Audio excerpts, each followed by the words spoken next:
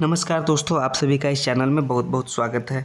तो हम लोग इस वीडियो में डिस्कस करने वाले हैं कौटिल्य जीएस टीचिंग सेंटर का बिहार पुलिस एक्सप्रेस बैच का एक नया सिलेबस के अनुरूप अति संभावित प्रश्नों का महासंग्राम है।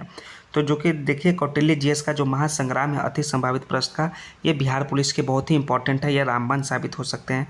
तो हम लोग इस वीडियो में इतिहास के और भूगोल के इन दोनों से रिलेटेड जितने भी अति संभावित प्रश्न होंगे उसको हम लोग डिस्कस करने वाले हैं। इसमें टोटल आपको 1 से लेकर 170 तक आपके पूरे इतिहास के प्रश्न होंगे और 170 से लेकर 330 तक आपके पूरे भूगोल के प्रश्न होंगे, जो कि हम लोग इसको देखने वाले हैं। तो चलिए दोस्तों, चैनल को जल्दी जल्दी सब्सक्राइब कर दीजिए और हम लोग चलिए इतिहास और भूगोल के सभी इंपॉर्टेंट प्रश्नों को चलिए देखते हैं। प्रश्न है तो ये देखिए, आपका आ गया बिहार पुलिस का Kautilya GS teaching centre Bihar police express batch. इतिहास से रिलेटेड सारे प्रश्न हो गए इसमें। तो चलिए, इतिहास से रिलेटेड आपका पहला प्रश्न क्या है, उत्तर मासा अंतर्द्वीप का पता लगाया। तो फटाफट आंसर बताइए दोस्तों, कमेंट में दीजिए कि उत्तर मासा अंतर्द्वीप का पता किसने लगाया था। इसके पता लगाए थे बार्थोलोम्यू डियाज ने। किसने? बार्थोलोम्यू डियाज ने, यानी ऑप्शन नंबर डी इसका करेक्ट आंसर होगा। ये सब सभी अति संभावित प्रश्न है बिहार पुलिस के लिए, एकदम अंतिम वार करने वाले हैं दोस्तों। देखिए, दूसरा प्रश्न है, धर्म युद्ध हुआ था, किसके बीच में हुआ था? यह हुआ था दोस्तों ईसाइयों और तुर्कों के बीच में धर्म युद्ध। सो ऑप्शन नंबर ए इसका करेक्ट आंसर हो जाएगा। बोस्टन की चाय पार्टी घटना घटी, यह कब घटना घटी थी? यह 1773 ईस्वी में घटना घटी थी दोस्तों, याद रखिए 1773 ईस्वी, यानी ऑप्शन नंबर सी इसका करेक्ट आंसर है। सभी देखिए इतिहास के अति संभावित महत्वपूर्ण प्रश्न है। अमेरिकी स्वतंत्रता संग्राम में अंग्रेजी सेना का सेनापति कौन था? अंग्रेजी सेना का सेनापति था लॉर्ड कॉर्नवालिस। कौन था? लॉर्ड कॉर्नवालिस था अमेरिकी स्वतंत्रता संग्राम में। सो ऑप्शन नंबर बी इसका करेक्ट आंसर होगा, लॉर्ड कॉर्नवालिस, याद रखिए। पांचवा प्रश्न, विश्व का पहला लिखित संविधान किस देश में लागू किया गया था? किस देश में लागू हुआ था? फटाफट बताइए दोस्तों। वो लागू हुआ था अमेरिका में, यानी ऑप्शन नंबर बी इसका भी करेक्ट आंसर हो जाएगा दोस्तों, अमेरिका। किसने कहा था मैं ही राज हूँ? मैं ही राज हूँ का कथन किसने दिया था? वो दिया था लुईस 14वां ने, यानी ऑप्शन नंबर इसका correct answer option number A हो जाएगा। लुईस 14वां, मैं ही राज हूँ, यह कहा था लुईस 14वां ने। सातवां प्रश्न है, शक्ति के पृथक्करण के सिद्धांत का प्रतिपादन किया? किसने किया? वो किया मोंटेस्क्यू ने। मोंटेस्क्यू ने शक्ति के पृथक्करण के सिद्धांत का प्रतिपादन किया था, यानी ऑप्शन नंबर ए इसका भी राइट आंसर होगा। आठवां प्रश्न है, रूसो ने किस सिद्धांत का प्रतिपादन किया? रूसो सिद्धांत का जो प्रतिपादन किया वो जनमत का, यानी कि जनमत जनता की इच्छा का प्रतिपादन किया, यानी ऑप्शन नंबर डी इसका राइट आंसर है। नौवां प्रश्न है, दी सोशल कॉन्ट्रैक्ट नामक पुस्तक के लेखक थे। इस पुस्तक के लेखक थे रूसो। कौन थे? रूसो थे, यानी ऑप्शन नंबर इसका बी करेक्ट आंसर हो जाएगा। स्वतंत्रता, समानता और बंधुत्व का नारा किस क्रांति में दिया गया? यह फ्रांसीसी क्रांति में नारा दिया गया था दोस्तों, स्वतंत्रता, समानता और बंधुत्वता का, यानी ऑप्शन नंबर इसका बी करेक्ट आंसर हो जाएगा। मोंटेस्क्यू द्वारा लिखित पुस्तक का नाम क्या था? उनके द्वारा लिखित पुस्तक का नाम है the spirit of law. The spirit of law जो है मोंटेस्क्यू के द्वारा लिखा हुआ पुस्तक है, यानी ऑप्शन नंबर बी इसका करेक्ट आंसर हो जाएगा इन चारों ऑप्शन में से। नेक्स्ट है आपका 12वां प्रश्न, 1917 में विश्व युद्ध से अलग होने वाला राष्ट्र था। विश्व युद्ध से अलग होने वाले राष्ट्र है सोवियत संघ, जो कि 1917 में विश्व युद्ध से अलग हो गया था। सो ऑप्शन नंबर सी इसका करेक्ट आंसर है। 13वां प्रश्न, वर्साई की संधि ने किस महादेश का मानचित्र बदल दिया? वर्साई की संधि जो है यूरोप के मानचित्र का जो है मानचित्र बदल दिया, यूरोप महादेश का, यानी ऑप्शन नंबर डी इसका राइट आंसर हो जाएगा। तुष्टीकरण की नीति की प्रतिमूर्ति कौन ब्रिटिश प्रधानमंत्री था? ये थे चेम्बरलेन। कौन थे? चेम्बरलेन, यानी ऑप्शन नंबर बी इसका राइट आंसर है। तुष्टीकरण की नीति की प्रतिमूर्ति थे चेम्बरलेन, ब्रिटिश प्रधानमंत्री। 15वां, नाजीवाद किसका समर्थक था? नाजीवाद जो था राज की सर्वोच्चता के सिद्धांत का समर्थक था। सो ऑप्शन नंबर इसका सी करेक्ट आंसर है। हिटलर का जन्म हुआ था, फटाफट बताइए दोस्तों कमेंट में, कहाँ हुआ था? हुआ था वो ऑस्ट्रिया में दोस्तों, यानी ऑप्शन नंबर डी इसका राइट आंसर होगा। हिटलर का जन्म ऑस्ट्रिया में हुआ था। मेन कैंप का लेखक था, मेन कैंप के लेखक था हिटलर, यानी ऑप्शन नंबर ए इसका करेक्ट आंसर है, और इसका जन्म ऑस्ट्रिया में हुआ, ये भी याद रखिए। गोस्टापो क्या था? गोस्टापो क्या था? उसका काम क्या था दोस्तों? वो था एक गुप्तचर पुलिस दल था, यानी ऑप्शन नंबर ए इसका करेक्ट आंसर है, गुप्तचर पुलिस दल। हिटलर किस देश पर आक्रमण के परिणाम स्वरूप जो द्वितीय विश्व युद्ध आरंभ हुआ? किस देश पर आक्रमण किया था हिटलर? फटाफट बताइए दोस्तों कमेंट में। वो क्या था? पोलैंड पर आक्रमण ही इसके परिणाम स्वरूप जो है द्वितीय विश्व युद्ध का आरंभ हुआ था। सो ऑप्शन नंबर सी इसका करेक्ट आंसर है। नाजी पार्टी का प्रतीक चिन्ह था, नाजी पार्टी का प्रतीक चिन्ह क्या था? स्वास्तिक था दोस्तों, याद रखिए स्वास्तिक जो था वो नाजी पार्टी का प्रतीक चिन्ह था, यानी ऑप्शन नंबर सी इसका करेक्ट आंसर है। भूमिज विद्रोह किस वर्ष हुआ था? भूमिज विद्रोह जो हुआ था 1832 ईस्वी में हुआ था भूमिज विद्रोह, याद रखिए दोस्तों, यानी ऑप्शन नंबर बी इसका करेक्ट आंसर है। भूमिज विद्रोह 1832 वर्ष में हुआ था। तिलका मांझी को किस वर्ष फांसी दी गई? तिलका मांझी दोस्तों फटाफट बताइए, उनको फांसी दिया गया था 1784 ईस्वी में, यानी ऑप्शन नंबर सी इसका करेक्ट आंसर है। तिलका मांझी को 1784 ईस्वी में फांसी की सजा दी गई। नेक्स्ट है छोटा नागपुर काश्तकारी कानून किस वर्ष पारित हुआ, फटाफट बताइए। छोटा नागपुर काश्तकारी कानून किस वर्ष पारित हुआ, वो पारित हुआ 1908 ईस्वी में दोस्तों, यानी ऑप्शन नंबर इसका बी करेक्ट आंसर होगा। सिद्धू किस आंदोलन से जुड़े हुए थे, सिद्धू जुड़े हुए थे दोस्तों संथाल विद्रोह से, किससे, संथाल विद्रोह से, यानी ऑप्शन नंबर बी इसका करेक्ट आंसर है। 25वां है भारतीय संविधान की किस धारा के अंतर्गत आदिवासियों को कमजोर वर्ग का स्थान दिया गया है, वो है धारा 342। इसमें जो है आदिवासियों को कमजोर वर्ग का स्थान दिया गया है, यानी ऑप्शन नंबर ए इसका करेक्ट आंसर है। राष्ट्र संघ की स्थापना किस उद्देश्य से की गई थी, फटाफट चारों ऑप्शन पढ़िए और बताइए किस उद्देश्य से किया गया था। इसका प्रमुख उद्देश्य था भविष्य में युद्ध को रोकने के लिए राष्ट्र संघ की स्थापना किया गया, यानी ऑप्शन नंबर ए इसका करेक्ट आंसर है। संयुक्त राष्ट्र किस सम्मेलन का परिणाम था, संयुक्त राष्ट्र फटाफट बताइए दोस्तों कौन से सम्मेलन का परिणाम था, वो था ब्रेटन वुड्स सम्मेलन का परिणाम संयुक्त राष्ट्र, यानी ऑप्शन नंबर बी इसका करेक्ट आंसर है। संयुक्त राष्ट्र का मुख्यालय कहाँ है, संयुक्त राष्ट्र का मुख्यालय बताइए दोस्तों कहाँ है, फटाफट, वो है न्यूयॉर्क में। कहाँ है, न्यूयॉर्क में संयुक्त राष्ट्र संघ का मुख्यालय, यानी ऑप्शन नंबर इसका डी करेक्ट आंसर हो जाएगा। 29वां प्रश्न है जुते हुए खेत का प्रमाण किस हड़प्पाई स्थल से मिला है, फटाफट बताइए दोस्तों, वो मिला है कालीबंगन से। किससे, कालीबंगन से जुते हुए खेत का प्रमाण मिला है, याद रखिए, यानी ऑप्शन नंबर सी इसका करेक्ट आंसर होगा। खूब गेहूं उपजाओ, गेहूं हमें जंग जिताएगा, यह कथन किसने कहा था, फटाफट बताइए यह कथन किसने कहा था। वुडरो विल्सन ने कहा था कि खूब गेहूं उपजाओ, गेहूं हमें जंग जिताएगा, यानी ऑप्शन नंबर ए इसका करेक्ट आंसर होगा। 15वीं और 16वीं शताब्दियों में नए देशों और व्यापारिक मार्गों की खोज की होड़ किस महादेश में आरंभ हुई, फटाफट बताइए किस महादेश में आरंभ हुई, वो हुआ यूरोप में। यूरोप में जो है 15वीं और 17वीं शताब्दी के नए देशों और व्यापारिक मार्गों की खोज की होड़ आरंभ हुई, यानी ऑप्शन नंबर डी इसका करेक्ट आंसर होगा, यूरोप महादेश। नेक्स्ट है नई दुनिया का पता किसने कैसे लगा, नई दुनिया का पता जो है नाविक अभियानों द्वारा पता लगाया गया दोस्तों, यानी ऑप्शन नंबर ए इसका करेक्ट आंसर है। जैसे नावों से लोग इधर से उधर वास्को डी गामा गए हैं, फिर कोलंबस गए हैं, फिर नए नए दुनिया का पता लगाएं, और इस कारण नाविक अभियानों द्वारा नई दुनिया का पता लगा, सो ऑप्शन नंबर ए इसका करेक्ट आंसर है। पवित्र रोमन साम्राज्य किसको कहा गया है, होली रोमन साम्राज्य किसको कहा गया है, वो है आपको कैरोलिंगियन साम्राज्य को पवित्र रोमन साम्राज्य कहा गया है, यानी ऑप्शन नंबर ए इसका करेक्ट आंसर है। सामंती व्यवस्था में भूमि का वास्तविक मालिक कौन होता था, इस व्यवस्था में भूमि का वास्तविक मालिक होता था राजा, यानी ऑप्शन नंबर ए इसका करेक्ट आंसर है। रोमन कैथोलिक चर्च का केंद्र कहाँ पर था, इसका केंद्र था दोस्तों रोम में। कहाँ, रोमन कैथोलिक चर्च का केंद्र था रोम में, यानी ऑप्शन नंबर डी इसका करेक्ट आंसर है। अंध महासागर किसे कहा जाता है, अंध महासागर कहा जाता है अटलांटिक महासागर को, यानी ऑप्शन नंबर ए इसका करेक्ट आंसर हो जाएगा। 37वां प्रश्न है आधुनिक युग को लाने में किस घटना का योगदान था, वो था पुनर्जागरण का योगदान, जो कि आधुनिक युग को लाने में महत्वपूर्ण योगदान दिया, यानी ऑप्शन नंबर डी इसका करेक्ट आंसर हो जाएगा, पुनर्जागरण का योगदान। नेक्स्ट है कुस्तुनतुनिया किस साम्राज्य की राजधानी थी, 38वां प्रश्न है, फटाफट बताइए किस देश की राजधानी थी, वो थी दोस्तों बिजेंटाइन साम्राज्य की, किसकी, बिजेंटाइन साम्राज्य की थी, यानी ऑप्शन नंबर बी इसका करेक्ट आंसर है। पुनर्जागरण का केंद्र कहाँ था, पुनर्जागरण का केंद्र था दोस्तों इटली में। कहाँ, इटली में जो है पुनर्जागरण आरंभ हुआ था, यानी ऑप्शन नंबर इसका डी करेक्ट आंसर है। धर्म युद्ध का मुख्य कारण क्या था, धर्म युद्ध का ही फटाफट चारों ऑप्शन पढ़िए और प्रमुख कारण बताइए क्या था। उसका कारण था कि तुर्कों से जेरूसलम को मुक्त कराना जो था धर्म युद्ध का प्रमुख कारण था, यानी ऑप्शन नंबर डी इसका करेक्ट आंसर हो जाएगा। यूरोप में तर्कवाद का विकास किस घटना का परिणाम था, देखिए अच्छा से पढ़िए, यूरोप में तर्कवाद का विकास किस घटना का परिणाम था, वो था पुनर्जागरण का प्रसार का परिणाम था तर्कवाद का विकास, यानी ऑप्शन नंबर डी इसका भी करेक्ट आंसर हो जाएगा। 41वां प्रश्न का निम्नलिखित में से किस कारण ने भौगोलिक खोजों को प्रसरम नहीं दिया, किस कारण ने भौगोलिक खोजों को, ये देखिए ऑप्शन पढ़िए और आंसर बताइए। वो है आपका राजशक्ति की दुर्बलता ने भौगोलिक खोजों को प्रसरम नहीं दिया, यानी ऑप्शन नंबर डी इसका राइट आंसर है। दूरबीन का आविष्कारक कौन था, ये आप लोग सभी जानते हैं, फटाफट बताइए दोस्तों दूरबीन का आविष्कारक कौन था इनमें से, वो थे गैलीलियो जी, यानी ऑप्शन नंबर बी इसका करेक्ट आंसर है गैलीलियो।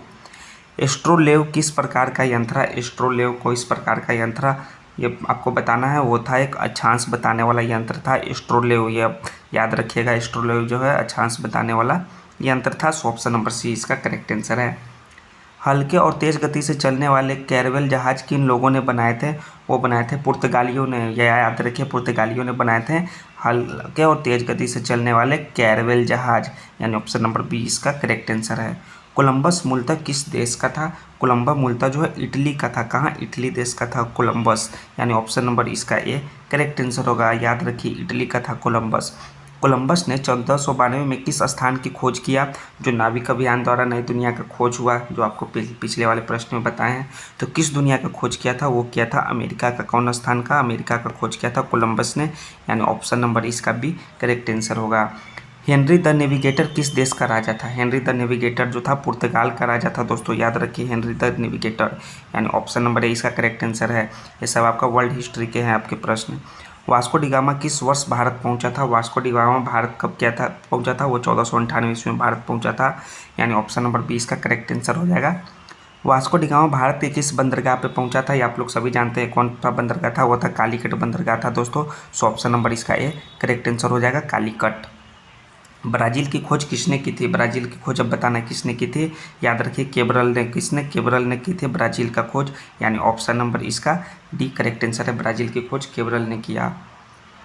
नेक्स्ट है आपका 52वां प्रश्न, कैप्टन कुक ने किस स्थान की खोज की थी? अब कैप्टन कुक के बारे में बताइए कि किस स्थान की खोज किए थे। फटाफट बताइए दोस्तों, ऑप्शन पढ़िए और फटाफट बताइए किस स्थान की खोज किए थे। वो किए थे ऑस्ट्रेलिया की खोज कैप्टन कुक ने, यानी ऑप्शन नंबर इसका सी करेक्ट आंसर हो जाएगा, ऑस्ट्रेलिया। नेक्स्ट है सर जॉन और सेबास्टियन कैबोट ने किस स्थान का पता लगाया? सर जॉन और सेबास्टियन कौन सा स्थान के पता लगाए आप ये बताइए। ये पता लगाए थे न्यू फाउंडलैंड का, यानी ऑप्शन नंबर डी इसका करेक्ट आंसर है। जमोरिन कहाँ का राजा था? जमोरिन जो है कालीकट का राजा था। कहाँ का? कालीकट का, जहाँ वास्को डी गामा सर्वप्रथम आया था भारत में, वहाँ का, यानी ऑप्शन नंबर सी इसका करेक्ट आंसर है। दास व्यापार का प्रमुख केंद्र कौन था? 55 प्रश्न देखिए। दास व्यापार का प्रमुख केंद्र था लिस्बन। कौन था? लिस्बन जो था दास व्यापार का प्रमुख केंद्र था, यानी ऑप्शन नंबर इसका ए करेक्ट आंसर है। बैंकिंग घराना मेडिसी कहाँ था? बैंकिंग घराना मेडिसी था दोस्तों फ्लोरेंस में। कहाँ? फ्लोरेंस में, यानी ऑप्शन नंबर सी इसका करेक्ट आंसर हो जाएगा। यूरोप में चांदी का आयात मुख्य रूप से कहाँ से होता था? यूरोप में चांदी का आयात बताना है कहाँ से होता था दोस्तों, ऑप्शन पढ़िए और फटाफट कमेंट में दीजिए। वो होता था मैक्सिको से, यानी ऑप्शन नंबर इसका बी सी करेक्ट आंसर हो जाएगा, ऑप्शन नंबर सी। नेक्स्ट, भौगोलिक खोजों का तत्कालिक प्रभाव किस घटना पर नहीं पड़ा? ये बताइए 58 प्रश्न। वो नहीं पड़ा दोस्तों औद्योगिक क्रांति पर जो है भौगोलिक खोजों का तत्कालिक प्रभाव नहीं पड़ा, यानी ऑप्शन नंबर डी इसका करेक्ट आंसर है। भौगोलिक खोजों के परिणाम स्वरूप किस सामाजिक वर्ग का महत्व बढ़ गया? वो बढ़ गया दोस्तों आपका व्यापारिक वर्ग का भी और सैनिक वर्ग का भी, दोनों का महत्व बढ़ गया, यानी कि सी और बी इसका दोनों आंसर हो जाएगा। सी और ए दोस्तों, सैनिक वर्ग का नहीं, सॉरी, सी और आपका शासक वर्ग का हो गया था। व्यापारिक और शासक वर्ग का जो भौगोलिक खोजों के परिणाम स्वरूप इनका महत्व बढ़ गया, यानी कि ए और सी दोनों हो जाएगा। अमेरिका की खोज करने वाला नाविक किस मूल का था? अमेरिका की खोज करने वाला अभी ही मैंने बताया था दोस्तों किस वर्ग का था, वो था इताली था। कहाँ था का? इताली का था दोस्तों, यानी कि ऑप्शन नंबर ए इसका करेक्ट आंसर हो जाएगा। जॉर्ज तृतीय की किस नीति से उपनिवेशवासियों में आक्रोश बढ़ा?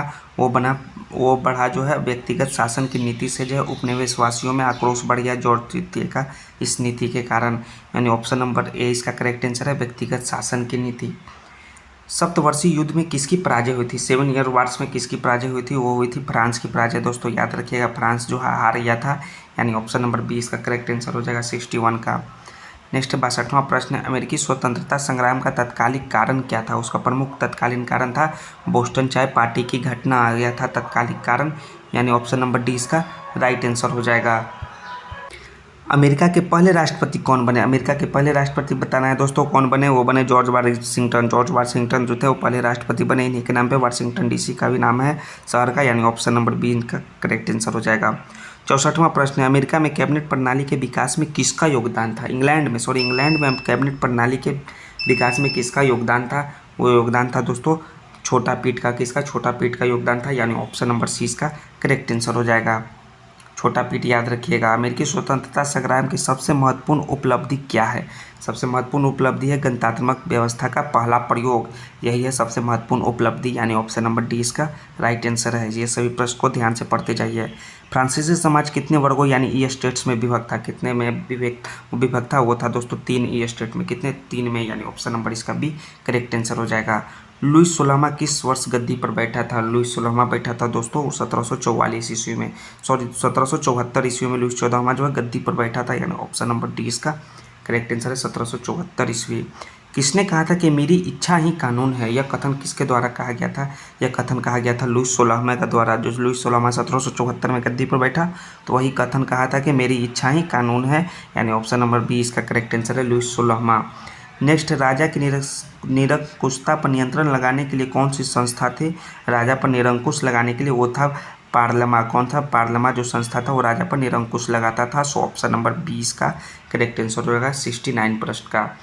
नेक्स्ट है आपका 70। अब आइए, फ्रांस की प्रशासनिक व्यवस्था की मुख्य विशेषता थी। फ्रांस की प्रशासनिक व्यवस्था की प्रमुख विशेषता यही थी कि वो प्रशासनिक विभिन्नता था इसमें, यानी ऑप्शन नंबर डी 20 का करेक्ट आंसर है, प्रशासनिक विभिन्नता। लेटर दी कैचे क्या था? लेटर दी कैचे आपको बताना है, वो एक राजाज्ञा था, यानी राजा का आज्ञा था दोस्तों। लेटर दी कैचे यानी ऑप्शन नंबर इसका ए राइट आंसर है। टाइड किस प्रकार का कर था? टाइड एक लगने वाला कर था, वो जो था पादरियों द्वारा वसूला जाने वाला कर था, यानी ऑप्शन नंबर डी इसका करेक्ट आंसर है। बुजुर्वा वर्ग किस स्टेट के अंतर्गत आता था? 3 ई स्टेट हैं, 4 ई स्टेट हैं आपका, प्रथम द्वितीय तीसरे चतुर्थ। तो किस ई स्टेट के अंतर्गत आता था? वो तृतीय ई स्टेट के अंतर्गत आता था, यानी तृतीय यानी तीसरा। सो ऑप्शन नंबर सी इसका करेक्ट आंसर है। 74 है, टाइल किस प्रकार का कर था? टाइल जो है एक प्रत्यक्ष कर था। किस प्रकार का कर था? यह प्रत्यक्ष कर था दोस्तों, यानी ऑप्शन नंबर इसका A B C correct answer हो जाएगा, टाइल प्रत्यक्ष कर था। निम्नलिखित कथनों में कौन सही है, यानी कि स्टेटमेंट कौन सा इसमें ट्रू है, आपको बताना है। इसमें जो है आपका पहला, दूसरा और तीसरा तीनों जो है स्टेटमेंट फॉल्स है। इसमें ट्रू स्टेटमेंट डी है कि कर वसूलने का काम जो है टैक्स फॉर्मर करते थे, ये स्टेटमेंट ट्रू है, कथन सही है, यानी ऑप्शन नंबर डी इसका राइट आंसर है। द स्पिरिट ऑफ लॉज नामक पुस्तक के लेखक कौन थे? इस पुस्तक के लेखक कौन थे दोस्तों? मोंटेस्क्यू। अभी आपको पहले वाले प्रश्न में भी बताए हैं कि द स्पिरिट ऑफ लॉज नामक पुस्तक के कौन थे लेखक? वो थे Montesquieu. So option number C इसका करेक्ट आंसर है। किसने कहा था कि मनुष्य स्वतंत्र पैदा हुआ है पर वह हर जगह जंजीरों से जकड़ा है? यह कथन किसके द्वारा कहा गया है? यह कथन जो है रूसो ने कहा था कि मनुष्य तो स्वतंत्र पैदा हुआ है पर वह हर जगह जंजीरों से जकड़ा हुआ है, यानी रूसो। ऑप्शन नंबर डी इसका करेक्ट आंसर है 77 प्रश्न का। 78 है, विश्व कोश का संपादक कौन था? विश्व कोश का संपादक, इसके संपादक थे दिदरो, यानी ऑप्शन नंबर सी इसका करेक्ट आंसर है। वस्तिल का पतन किस दिन हुआ था? वस्तिल का पतन हुआ था 14 जुलाई को दोस्तों, और कौन सा ईस्वी में हुआ था? वो 1789 ईस्वी को हुआ था, यानी ऑप्शन नंबर इसका सी करेक्ट आंसर है। लुईस 16वां को गिलोटिन पर चढ़ाने का निर्णय किसने किया? गिलोटिन पर चढ़ाने का निर्णय लुईस 16वां को कन्वेंशन ने किया था, यानी ऑप्शन नंबर सी इसका राइट आंसर है। याद रखिए, कन्वेंशन ने गिलोटिन पर चढ़ाने का निर्णय लिया लुईस 16वां को। 81 प्रश्न देखिए, फ्रांस में आतंक का राज्य किस वर्ष स्थापित हुआ? फ्रांस में आतंक का राज्य स्थापित हुआ 1793 ईस्वी में, यानी ऑप्शन नंबर डी इसका राइट आंसर है। नेपोलियन कोड किस वर्ष लागू किया गया? नेपोलियन कोड किस वर्ष लागू किया गया, यह बताना है आपको, फटाफट बताइए। वो जारी किया गया 1904 ईस्वी में लागू किया गया नेपोलियन कोड। याद रखिए दोस्तों, ऑप्शन नंबर सी इसका राइट आंसर होगा। 1804 ईस्वी नेपोलियन कोड लागू किया गया। भारत के किस शासक ने फ्रांस की क्रांति से प्रेरणा लेकर अंग्रेजी सत्ता के विरुद्ध अभियान आरंभ किया? उस शासक का नाम है टीपू सुल्तान। टीपू सुल्तान जो है फ्रांस के क्रांति से प्रेरणा लिए थे, जो फिर अंग्रेजी सत्ता के विरुद्ध अभियान आरंभ किए, यानी ऑप्शन नंबर 20 का करेक्ट आंसर है टीपू सुल्तान। नेक्स्ट है 84 प्रश्न देखिए, जैकोबिन क्लब के सदस्य किस वर्ग से आते थे? जैकोबिन क्लब, ये सभी आपके वर्ल्ड हिस्ट्री के प्रश्न हैं। जैकोबिन क्लब जो है निम्न वर्ग के सदस्य आते थे जैकोबिन क्लब में, यानी ऑप्शन नंबर डी इसका राइट आंसर होगा, निम्न वर्ग। आतंक के राज की स्थापना किसने की थी? आतंक के राज की स्थापना रॉबस्पियर ने की थी। किसने? रॉबस्पियर ने आतंक के राज की स्थापना की, यानी ऑप्शन नंबर सी इसका करेक्ट आंसर है। जर्मन के वेमर गणतंत्र की स्थापना किस वर्ष की गई? क्या है वेमर गणतंत्र की स्थापना? वो किया गया 1919 ईस्वी में। याद रखिएगा, जिसमें जलियांवाला बाग हत्याकांड हुआ था, वहाँ जर्मनी में वेमर गणतंत्र की स्थापना हुआ था, यानी ऑप्शन नंबर डी इसका राइट आंसर है 1919 ईस्वी। नेक्स्ट है, जर्मन संसद का नाम क्या था? जर्मन संसद का नाम था राइक्सटाग। क्या था? राइक्सटाग, यानी ऑप्शन नंबर डी इसका करेक्ट आंसर है राइक्सटाग। नाजीवाद किस सिद्धांत का विरोधी था? नाजीवाद किस सिद्धांत का विरोधी था, वो बताना है आपको। वो था दोस्तों समाजवाद का विरोधी था नाजीवाद, यानी ऑप्शन नंबर डी इसका करेक्ट आंसर हो जाएगा आपका 88 का। भारतीय वन सेवा की स्थापना कब की गई? भारतीय वन सेवा की स्थापना 1864 ईस्वी में किया गया। याद रखिए, भारतीय वन सेवा की स्थापना 1864 ईस्वी, यानी ऑप्शन नंबर सी इसका करेक्ट आंसर है। सिरहुल किन का पर्व है? किन जनजाति का पर्व है दोस्तों? सिरहुल जो है आपका मुंडा जनजाति का पर्व है, जो कि झारखंड में मनाया जाता है। सरहुल, यानी ऑप्शन नंबर ए इसका करेक्ट आंसर है, सरहुल मुंडा जनजाति का पर्व है। 91 प्रश्न है, कपास की खेती सर्वप्रथम किस सभ्यता में हुई थी? कपास की खेती की शुरुआत हुई थी हड़प्पा की काल की सभ्यता में, यानी ऑप्शन नंबर सी इसका करेक्ट आंसर है, हड़प्पा की सभ्यता। भारत के किस प्रधानमंत्री ने जय जवान जय किसान का नारा दिया था? ये हम लोग सभी जानते हैं। कौन प्रधानमंत्री थे? वे थे लाल बहादुर शास्त्री जी, जिन्होंने जय जवान और जय किसान का नारा दिया, यानी ऑप्शन नंबर 20 का करेक्ट आंसर है। भारत की जवा किस पेटी को कहा जाता है? भारत की जवा कहा जाता है गोरखपुर देवरिया पेटी को भारत की जवा। याद रखिए दोस्तों, ये यूपी के गोरखपुर देवरिया जो पेटी है उसको भारत की जवा कहा जाता है। सो ऑप्शन नंबर ए इसका करेक्ट आंसर है आपका 93 प्रश्न का। चलिए 94वां प्रश्न देखिए, अमेरिका के किस क्षेत्र को विश्व की रोटी की टोकरी कहा जाता है? उस क्षेत्र का नाम बताना है। वो है प्रेरी का गेहूं क्षेत्र जो है विश्व की रोटी की टोकरी कहा जाता है, यानी ऑप्शन नंबर सी इसका करेक्ट आंसर है। ये सभी याद रखिए। इटली का एकीकरण कब पूर्ण हुआ? इटली का एकीकरण कब पूर्ण हुआ? वो हुआ 1871 ईस्वी में। कब? 1871 ईस्वी। ऑप्शन नंबर 20 का राइट आंसर होगा। यूरोपियन सभ्यता का पालना किसे कहा जाता है? यूरोपियन सभ्यता का पालना कहा जाता है यूनान देश को। किसको? यूनान को। सो ऑप्शन नंबर इसका ए करेक्ट आंसर है 96 का। निम्न में से कौन मित्र राष्ट्रों के गुट में शामिल नहीं था? तो ब्रिटेन शामिल था, फ्रांस शामिल था, रूस शामिल था, लेकिन जर्मनी जो शामिल नहीं था मित्र राष्ट्रों के गुट में। सो ऑप्शन नंबर सी इसका करेक्ट आंसर हो जाएगा दोस्तों। इटली के एकीकरण का प्रमुख नायक कौन था? इटली के एकीकरण का प्रमुख नायक मैजिनी भी थे, गैरिबाल्डी भी थे और काबूर भी थे। ये तीनों थे, यानी इनमें से सभी जो है इटली के एकीकरण के प्रमुख नायक रहे हैं। सो ऑप्शन नंबर डी इसका राइट आंसर है। 99 प्रश्न देखिए क्या है, लुईस 16वें को फांसी कब दी गई? लुईस 16वें को जो गिलगोटिन पर चढ़ाया गया था वो कब चढ़ाया गया था? वो चढ़ाया गया था 1793 ईस्वी में, यानी ऑप्शन नंबर इसका बी करेक्ट आंसर है आपका 99 प्रश्न का। अमेरिका में न्यू डील किसने लागू किया? न्यू डील एक नियम होगा, वो किसने लागू किया? वो लागू किए थे फ्रैंकलिन डी रूजवेल्ट ने न्यू डील लागू किया, यानी ऑप्शन नंबर 20 का राइट आंसर है 100 प्रश्न का। चलिए 101वां प्रश्न देखिए, हीगेल किस देश का दार्शनिक था? हीगेल जो था वो जर्मनी देश का दार्शनिक था, यानी ऑप्शन नंबर इसका ए करेक्ट आंसर हो जाएगा दोस्तों, ऑप्शन सी।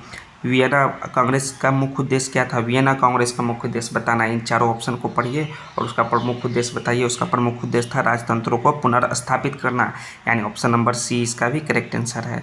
फ्रांसीसी क्रांति कब हुई थी? फ्रांसीसी क्रांति हुई थी 1789 ईस्वी में। कब? 1789 ईस्वी में फ्रांसीसी क्रांति हुई, यानी ऑप्शन नंबर ए इसका करेक्ट आंसर हो जाएगा दोस्तों। मेजनी का संबंध किस संगठन से था? क्या है मेजनी का संबंध? मेजनी का संबंध था कार्बोनरी संगठन से। किससे? कार्बोनरी संगठन से, जिसने यूरोप को एकीकरण करने में महत्वपूर्ण भूमिका निभाया था। मेजनी, उनका संबंध था कार्बोनरी संगठन से। सो ऑप्शन नंबर 20 का करेक्ट आंसर है। काउंट काबूर को विक्टर एमेनुअल ने किस पद पर नियुक्त किया? क्या है काउंट काबूर को? तो फटाफट बताइए। सेनापति, फ्रांस का राजदूत, प्रधानमंत्री या गृह मंत्री? किस पर वो किए थे? प्रधानमंत्री पर नियुक्त, यानी ऑप्शन नंबर सी इसका करेक्ट आंसर 105 का। नेक्स्ट है आपका, गैरीबाल्डी पेशे से क्या था? गैरीबाल्डी का पेशा प्रमुख था, वो था नाविक था। नाविक जो था पेशे से नाविक था, यानी ऑप्शन नंबर डी इसका राइट आंसर हो जाएगा। जर्मन राइन राज्य का निर्माण किसने किया था? जर्मन राइन राज्य का निर्माण, इसका निर्माण किया नेपोलियन बोनापार्ट ने, यानी ऑप्शन नंबर बी इसका करेक्ट आंसर है। रक्त एवं लौह की नीति का अवलंबन किसने किया था? रक्त एवं लौह नीति का प्रतिपादन किसने किया दोस्तों? फटाफट बताइए। वो क्या था? बिस्मार्क ने। किसने? बिस्मार्क ने रक्त एवं लौह नीति का प्रतिपादन किया, यानी ऑप्शन नंबर इसका सी करेक्ट आंसर हो जाएगा, बिस्मार्क। नेक्स्ट है 109वां प्रश्न देखिए क्या है, यूरोप वासियों के लिए किस देश का साहित्य एवं ज्ञान विज्ञान प्रेरणा स्रोत रहा? किस देश का साहित्य एवं ज्ञान विज्ञान प्रेरणा स्रोत रहा? वो रहा यूनान का। किसका? यूनान का, यानी ऑप्शन नंबर इसका बी करेक्ट आंसर है 109वां प्रश्न का। सन 1870 में फ्रांस और प्रसा के बीच कहाँ युद्ध हुआ था? वो हुआ था सेडोन में। कहाँ? सेडोन में युद्ध हुआ था, यानी कि ऑप्शन नंबर इसका एक करेक्ट आंसर हो जाएगा, सेडोन। किस युद्ध के बाद जर्मनी का एकीकरण पूरा हुआ? किस युद्ध के बाद जर्मनी का एकीकरण पूरा हुआ? वो हुआ था सेडोन के युद्ध के बाद, यानी ऑप्शन नंबर इसका डी करेक्ट आंसर होगा 111 का। 112 देखिए, जर्मनी के एकीकरण का प्रमुख वास्तुकार कौन था? उसका प्रमुख वास्तुकार था बिस्मार्क दोस्तों, यानी ऑप्शन नंबर इसका डी करेक्ट आंसर हो जाएगा, बिस्मार्क। 112 का भी डी। 113 है, इटली के एकीकरण में निम्न में से किसका संबंध नहीं है? इटली के एकीकरण में तो मेजनी का है, ग्रिबाल्डी का है और काबूर का है, लेकिन बिस्मार्क का नहीं है। इसका जर्मनी के एकीकरण में संबंध है, यानी ऑप्शन नंबर ए इसका करेक्ट आंसर है। इटली के एकीकरण में निम्न में से किसने योगदान किया था? फिर से आ गया वो प्रश्न दोस्तों, तो मेजनी एवं इमैनुअल, गैरिबाल्डी और काउंट काबूर, ये तीनों किए थे, यानी कि इनमें से सभी, ऑप्शन नंबर डी इसका राइट आंसर हो जाएगा। 115 देखिए, अंतर्राष्ट्रीय महिला दिवस की घोषणा किस वर्ष की गई थी? इसकी घोषणा किया गया था 1975 ईस्वी में। कब? 1975 ईस्वी में किया गया था, यानी ऑप्शन नंबर इसका ए करेक्ट आंसर है 115 का। 116 देखिए, 1917 को पहली रूसी क्रांति किस नाम से जानी जाती है? वो जानी जाती है दोस्तों फरवरी क्रांति से। किस क्रांति से? फरवरी क्रांति से जो है 1917 को पहली रूसी क्रांति जानी जाती है। सो ऑप्शन नंबर सी इसका राइट आंसर है। रूस में जार का अर्थ क्या होता है? जार का अर्थ होता है दोस्तों रूस का सम्राट। रूस में जार का अर्थ होता है रूस का सम्राट, यानी ऑप्शन नंबर डी इसका करेक्ट आंसर हो जाएगा। साम्यवादी शासन का पहला प्रयोग कहाँ हुआ था, अथवा विश्व का पहला समाजवादी देश था, वो कौन था? वो था रूस था। रूस जो है साम्यवादी शासन का पहला प्रयोग हुआ और विश्व का पहला समाजवादी देश था। याद रखिए दोनों तथ्य, यानी ऑप्शन नंबर ए इसका करेक्ट आंसर है। निम्नांकित में कौन यूरोपियन समाजवादी नहीं था? इनमें एक जो यूरोपियन समाजवादी नहीं था वो था कार्ल मार्क्स, बाकी ये सभी यूरोपियन समाजवादी थे दोस्तों, यानी ऑप्शन नंबर सी इसका करेक्ट आंसर 119 का। 120वां देखिए, वार एंड पीस किसकी रचना है? वार एंड पीस एक पुस्तक है, किनकी रचना है? वो है टॉलस्टॉय की रचना है दोस्तों, यानी कि ऑप्शन नंबर इसका बी करेक्ट आंसर हो जाएगा टॉलस्टॉय। नेक्स्ट 121वां प्रश्न, लाल सेना का संगठन किसने किया था? लाल सेना का संगठन किए थे ट्रास्टकी ने। किसने? ट्रास्टकी ने, यानी ऑप्शन नंबर इसका सी करेक्ट आंसर और लाल सेना का गठन किया था ट्रास्टकी ने। नेक्स्ट है आपका, रूस का पहला समाजवादी कौन था? रूस का पहला समाजवादी था प्लेखानोव। कौन था? प्लेखानोव जो था रूस का पहला समाजवादी था, यानी ऑप्शन नंबर बी इसका करेक्ट आंसर है प्लेखानोव। जॉन निकोलस द्वितीय की पत्नी जेरिना किस देश की राजकुमारी थी? वो थी ब्रिटेन देश की राजकुमारी, यानी ऑप्शन नंबर इसका सी करेक्ट आंसर होगा। जॉन निकोलस द्वितीय की पत्नी जेरिना ब्रिटेन की राजकुमारी थी। रूस की बोल्शेविक क्रांति का नेतृत्व किसने किया था? इसका नेतृत्व किए थे लेनिन। किसने? लेनिन ने किए थे रूस की बोल्शेविक क्रांति का नेतृत्व, यानी कि ऑप्शन नंबर इसका सी करेक्ट आंसर हो जाएगा 124 का भी। नेक्स्ट है चलिए 125वां प्रश्न देखिए, खूनी रविवार किसे कहा जाता है? खूनी रविवार किस तिथि को कहा जाता है? किस ईस्वी को वो कहा जाता है? 1905 को खूनी रविवार को है खूनी रविवार कहा जाता है, यानी ऑप्शन नंबर सी इसका करेक्ट आंसर हो जाएगा 125वां का। वैज्ञानिक समाजवाद का जनक किसे माना जाता है? वैज्ञानिक समाजवाद का जनक जो है कार्ल मार्क्स को माना जाता है दोस्तों, यानी ऑप्शन नंबर सी इसका भी करेक्ट आंसर है कार्ल मार्क्स। हिंद चीन क्षेत्र में कौन देश आते हैं? हिंद चीन क्षेत्र में जो कंबोडिया, वियतनाम और लाओस तीनों आते हैं। सो ऑप्शन नंबर सी इसका भी करेक्ट आंसर 127 का। 128 देखिए, the history of the lost Vietnam किसने लिखा था? The history of the lost Vietnam पुस्तक के लेखक हैं फान बोई चाओ, यानी ऑप्शन बी इसका करेक्ट आंसर है फान बोई चाओ। अंकोर वाट के मंदिर का निर्माण किस शासक के द्वारा किया गया था? वो किया गया था सूर्यवर्मन द्वितीय के द्वारा। किनके द्वारा? सूर्यवर्मन द्वितीय के द्वारा जो है अंकोर वाट मंदिर का निर्माण करवाया गया। सो ऑप्शन नंबर ए इसका राइट आंसर है। किस कानून के विरोध में जलियांवाला बाग में सभा का आयोजन हुआ था? वो हम लोग सभी जानते हैं 1919 में हुआ था। वो हुआ था रॉलेट एक्ट कानून के विरोध में, यानी ऑप्शन नंबर बी इसका करेक्ट आंसर है रॉलेट एक्ट। इल्बर्ट बिल किसके शासनकाल में पारित हुआ था? वो हुआ था लॉर्ड रिपन के शासनकाल में पारित इल्बर्ट एक्ट, यानी ऑप्शन नंबर बी इसका भी करेक्ट आंसर है। असहयोग आंदोलन का प्रस्ताव किस अंग्रेज कांग्रेस अधिवेशन में स्वीकार किया गया? असहयोग आंदोलन का प्रस्ताव यानी नॉन कोऑपरेशन मूवमेंट का प्रस्ताव वो हुआ था नागपुर अधिवेशन में स्वीकार किया गया, यानी ऑप्शन नंबर इसका ए करेक्ट आंसर हो जाएगा दोस्तों नागपुर। अखिल भारतीय ट्रेड यूनियन कांग्रेस के प्रथम अध्यक्ष थे, इसके प्रथम अध्यक्ष थे लाला लाजपत राय। याद रखिए अखिल भारतीय ट्रेड यूनियन कांग्रेस के प्रथम अध्यक्ष कौन थे? लाला लाजपत राय। सो ऑप्शन नंबर 20 का करेक्ट आंसर है। गांधी जी के राजनीतिक गुरु कौन थे? हम लोग सभी जानते हैं उनके राजनीतिक गुरु कौन थे? गोपाल कृष्ण गोखले। सो ऑप्शन नंबर ए इसका करेक्ट आंसर हो जाएगा। निम्नलिखित में से किसने पहली बार मुसलमानों के लिए अलग निर्वाचन का प्रस्ताव रखा? किसने रखा था? वो रखे थे मार्ले मिंटो सुधार के द्वारा, यानी ऑप्शन नंबर इसका बी करेक्ट आंसर हो जाएगा, जो कि 1909 ईस्वी में आया था मार्ले मिंटो सुधार, यानी याद रखिए मार्ले मिंटो सुधार जो है पहली बार मुसलमानों के लिए अलग निर्वाचन का प्रस्ताव रखा। भारत में खिलाफत आंदोलन कब और किस देश के शासक के समर्थन में शुरू हुआ? वो हुआ था 1920 में स्टार्ट और तुर्की देश के शासन के समर्थन में शुरुआत हुआ था, यानी ऑप्शन नंबर ए इसका करेक्ट आंसर 136 का। नेक्स्ट 137वां प्रश्न, पूर्ण स्वराज की मांग का प्रस्ताव कांग्रेस के किस वार्षिक अधिवेशन में पारित हुआ? वो था 1929 ईस्वी में लाहौर के अधिवेशन में पूर्ण स्वराज की मांग का प्रस्ताव। याद रखिए दोस्तों, यानी ऑप्शन नंबर ए इसका करेक्ट आंसर है पूर्ण स्वराज की मांग का प्रस्ताव कांग्रेस के लाहौर अधिवेशन 1929 में पारित हुआ था। 138वां प्रश्न, राष्ट्रीय स्वयंसेवक संघ की स्थापना कब और किसने की है? इसकी स्थापना की है 1925 ईस्वी में। कौन किए थे? केबी हेडगेवार ने, यानी ऑप्शन नंबर बी इसका करेक्ट आंसर है केबी हेडगेवार और 1925 ईस्वी में राष्ट्रीय स्वयंसेवक की स्थापना। रंपा विद्रोह कब हुआ था? रंपा विद्रोह हुआ था 1916 ईस्वी में। रंपा विद्रोह याद रखिए दोस्तों 1916 ईस्वी। सो ऑप्शन नंबर ए इसका करेक्ट आंसर है। किसने 1920 में ताशकंद में भारतीय कम्युनिस्ट पार्टी का गठन किया था? कौन किए थे ये फटाफट बताना है। वो किए थे एम एन राय। किसने? एम एन राय जो है ताशकंद में भारतीय कम्युनिस्ट पार्टी की गठन किया है। सो ऑप्शन नंबर डी इसका करेक्ट आंसर है, एम एन राय। 141वां प्रश्न, निम्न में से किसने सीमांत गांधी या बादशाह खान कहा जाता है? किसे सीमांत गांधी या बादशाह खान कहा जाता है? हम लोग सभी जानते हैं खान अब्दुल्ला गफ्फार खां को सीमांत गांधी की उपाधि मिली है, यानी ऑप्शन नंबर डी इसका करेक्ट आंसर है।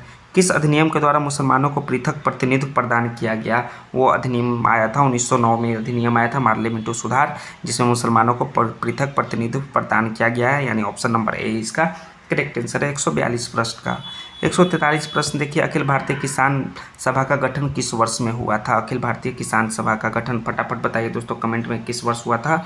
वो हुआ था 1936 ईस्वी में अखिल भारतीय किसान सभा का गठन, यानी ऑप्शन नंबर डी इसका करेक्ट आंसर है। ब्रह्म समाज की स्थापना किसने की? हम लोग सभी जानते हैं ब्रह्म समाज की स्थापना राजा राम मोहन राय के द्वारा किया गया, यानी ऑप्शन नंबर ए इसका करेक्ट आंसर है। 144 प्रश्न का 145 देखिए, गांधी जी ने साबरमती आश्रम की स्थापना किस वर्ष की थी? साबरमती आश्रम की स्थापना गांधी जी के द्वारा किया गया था 1915 ईस्वी को। कब? 1915 ईस्वी को, याद रखिएगा 1915 ईस्वी में साबरमती आश्रम की स्थापना हुआ। ऑप्शन नंबर सी इसका करेक्ट आंसर है, जो कि गांधी जी के द्वारा किया गया था।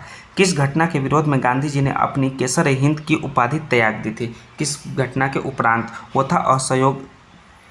कौन सा घटना था दोस्तों? वो था असहयोग, यानी कि ऑप्शन नंबर इसका डी करेक्ट आंसर हो जाएगा। असहयोग आंदोलन की घटना के उपरांत, यानी ऑप्शन नंबर डी इसका करेक्ट आंसर हो जाएगा। गांधी जी ने भारत में सत्याग्रह का पहला प्रयोग कहाँ किया था? सर्वप्रथम सत्याग्रह का पहला प्रयोग किया था चंपारण में नील की खेती के विरुद्ध किए थे दोस्तों, यानी ऑप्शन नंबर इसका एक करेक्ट आंसर हो जाएगा, चंपारण। जलियांवाला बाग हत्याकांड की जांच के लिए सरकार ने किस समिति का गठन किया था? उस समिति का नाम है हंटर समिति का गठन किया था। जलियांवाला बाग हत्याकांड का जांच करने के लिए सरकार ने हंटर समिति का गठन किया। 148 का ये इसका करेक्ट आंसर है। 149 देखिए, क्रांतिकारी नेता सूर्यसेन का उपनाम क्या था? इनका उपनाम था दोस्तों मास्टरदा। क्या था नाम? मास्टरदा था, यानी ऑप्शन नंबर इसका बी करेक्ट आंसर है, मास्टरदा। 150वां, किनके अनुरोध पर महात्मा गांधी चंपारण आए थे? चंपारण महात्मा गांधी रामकुमार शुक्ल के अनुरोध पर आए थे दोस्तों पहली बार, यानी ऑप्शन नंबर इसका करेक्ट आंसर है। यहीं से जो है गांधी जी ने भारत में सत्याग्रह का पहला प्रयोग किया था, चंपारण सत्याग्रह से। मोपला विद्रोह कहाँ हुआ था? तो मोपला विद्रोह इनमें से बताना है फटाफट दोस्तों, कहाँ हुआ था? वो हुआ था केरला में, यानी ऑप्शन नंबर इसका डी केरल इसका राइट आंसर है। मोपला विद्रोह केरल में हुआ था। भारत सरकार अधिनियम 1919 को के नाम से भी जानते हैं, किस के नाम से जानते हैं आपको ये बताना है। वो जानते हैं दोस्तों आप मॉन्टेस्क्यू चेम्सफोर्ड योजना के नाम से भी जानते हैं भारत सरकार अधिनियम 1919 को, यानी ऑप्शन नंबर ए इसका राइट आंसर है। भारत में रेलवे और टेलीग्राफ लाइन की शुरुआत किसके शासनकाल में हुआ था? वो लॉर्ड डलहौजी के शासनकाल में शुरुआत हुआ था, यानी ऑप्शन नंबर डी इसका करेक्ट आंसर हो जाएगा आपको। और देखिए क्या है आपका, और देखिए फिर है इंडियन स्टैट्यूटरी कमीशन के अध्यक्ष कौन थे? ये आपको बताना है। इंडियन स्टैट्यूटरी के कमीशन के अध्यक्ष कौन थे? 154वां प्रश्न, इसके अध्यक्ष थे दोस्तों जॉन साइमन, यानी ऑप्शन नंबर डी इसका करेक्ट आंसर है। नेक्स्ट है, भारत में पहली कपड़ा मिल कहाँ स्थापित की गई था? वो किया गया था महाराष्ट्र में पहला कपड़ा मिल, यानी ऑप्शन नंबर इसका सी करेक्ट आंसर है 155 का। नेक्स्ट है 156, कॉर्न लॉ किस देश में पारित किया गया था? वो पारित किया गया था ब्रिटेन में। कहाँ? ब्रिटेन में कॉर्न लॉ पारित किया गया था, यानी ऑप्शन नंबर इसका ये करेक्ट आंसर है। भारत में टाटा हाइड्रो इलेक्ट्रोलिक पावर स्टेशन की स्थापना हुई थी। ये देखिए 1910 ईस्वी में, 1951 ईस्वी में, 1955 में या 1962 ईस्वी में ये हुआ था दोस्तों 1910 ईस्वी में Tata hydro electric power station की स्थापना। सो ऑप्शन नंबर ए इसका करेक्ट आंसर है। इंग्लैंड में सभी स्त्रियों एवं पुरुषों को व्यस्क मताधिकार का प्राप्त हुआ, वो हुआ था 1918 ईस्वी में। कब? 1918 ईस्वी में सभी स्त्रियों एवं पुरुषों को व्यस्क मताधिकार प्राप्त हुआ। सो ऑप्शन नंबर इसमें सी करेक्ट आंसर हो जाएगा 158 का सी। 159 देखिए, आईटक का प्रथम अध्यक्ष किसे बनाया गया? AITUC आईटक का प्रथम अध्यक्ष किसे बनाया गया दोस्तों? ये आपको बताना है। वो लाला लाजपत राय जी को प्रथम अध्यक्ष बनाया गया है, यानी ऑप्शन नंबर बी इसका राइट आंसर है।